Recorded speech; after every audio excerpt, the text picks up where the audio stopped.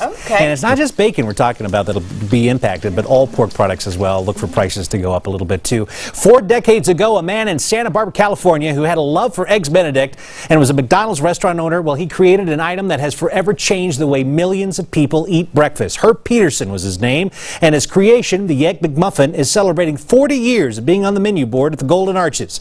Not everyone was thrilled with this sandwich's impact on Americans' waistline, though, but the folks at Mickey D's have listened and made some big changes in response to all that. Joining us from the McDonald's at Colfax in Pennsylvania this morning, here in Denver, is Julie Hammerstein, a certified nutritionist, someone who works closely with the company. Good morning, and thanks for coming on.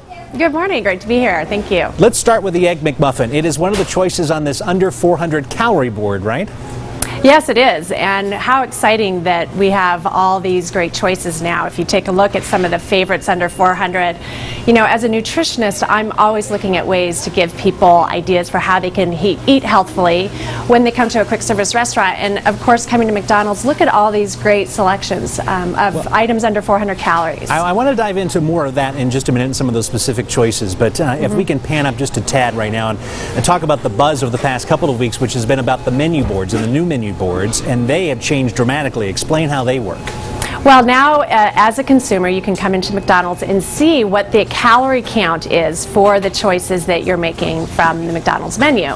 So that is McDonald's commitment to giving consumers informed choices. So now you can go in and actually, you know, if you're looking to watch your waistline or find something that is suitable for a meal that doesn't go over your calorie count, now you know exactly what you're choosing. And I'm looking at a report here from McDonald's USA. It's called the Nutrition Journey, and it outlines 12 initiatives that the chain is undertaking as it relates specifically to nutrition. Talk about some of the biggest strides you think they have made so far. Well, you know, again, and this is a commitment that you'll see over the next 10 years. You're going to see some really exciting things from McDonald's, but one of the biggest ones that I think is so great is they've already reduced their sodium in the Chicken McNuggets by 10%, and that is just phase one of a series of reductions in sodium, bringing more fresh produce in. You know, I've been back in the kitchen. I know they use fresh produce. But let's be honest, there's still a lot of critics out there who point out that a lot of the food's still way too high in fat, sodium, and calories, and that a lot of changes are still needing to be made, and perhaps this was just more of a PR move. How do you respond to that?